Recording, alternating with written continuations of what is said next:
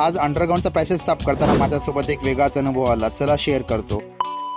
रामकृष्ण हरी. जसं की मी सांगितलं होतं, एडिटिंगसाठी मला टाइम भेटत नाही, त्यामुळे सकाळी 4 वाजता उठलो आणि वरच्या रूम मध्ये गेलो. जवळपास 1 तासच्या एडिटिंग नंतर मी शेताकडे निघालो. शेती आलो आणि लक्ष्मी आणि सरस्वतीचं दूध काढून घेतलं. मग तेवढ्यात आई आली. मी आणि आईनं शेतचा फेरफटका मारून घेतला. काही म्हणा राव, परंतु हा सकाळचा सूर्याचा प्रकाश आणि चिमण्याची किलकिलाट फक्त गावाकडेच असते. तेवढ्यात धीरज आणि तेजूने शेकोटी केली होती. मग काय, शेकलो आम्ही आणि घराकडे निघालो. आजचं काम होतं, जे अंडरग्राऊंड ब्लॉकेज झालं होतं त्याला साफ करायचं. तसं आम्ही हे काम करण्यासाठी कोणतरी माणूस बघणार होत्या, परंतु आम्हाला कोणीच भेटत नव्हतं. मग शेवटी मी आणि अण्णांनी सुरुवात केली. थोडा वेळ खोदल्यानंतर आम्हाला कळालं ब्लॉकेज कुठं झालं होतं ते. आता काम करून आम्हाला भूक लागली होती. मग दही पराठा रगडाडून खाला आणि कामाला सुरुवात केली. तेवढ्यात आमच्या सोबतीला मामा आले. मामाने तर अवघ्या 15 मिनिटांमध्येच पूर्ण खोदून काढले. आम्ही त्याच्यात पाईप टाकून पूर्ण गाळ काढून घेतला. आणि व्हिडिओच्या सुरुवातीला जे अनुभव म्हणलो होतो, तो अनुभव असा की हे जे ब्लॉकेजचं काम आहे, आम्ही 5 माणसं लावून करून घेऊ शकलो असतो, परंतु त्या ब्लॉकेजचं मूळ कारण आम्हाला कधीच समजलं नसतं. त्यामुळे तुम्हाला पण जे प्रॉब्लेम आलेला आहे त्याला तुम्ही स्वतः सॉल्व्ह करा, जेणेकरून त्या प्रॉब्लेमचं मूळ कारण तुम्हाला समजेल आणि पुन्हा ते प्रॉब्लेम कधीच येणार नाही याची तुम्ही काळजी घेसाल. त्यानंतर आम्ही गाळ काढला आणि वरी माती टाकून घेतली. आता फरशा बसून घेऊ आणि थोड्याच वेळामध्ये आम्ही फरशा बसून घेतल्यात. आता जेवढ्या अगोदर होत्या तेवढ्या चांगल्या झाल्या नाहीत, परंतु ओबडधोबड चांगल्या आहेत. आणि हा आहे शेवटचा लूक. आणि हो, काही दिवसामध्येच आपण 3 म्हशी पण घेणार आहोत, त्यामुळे चॅनलला फॉलो करून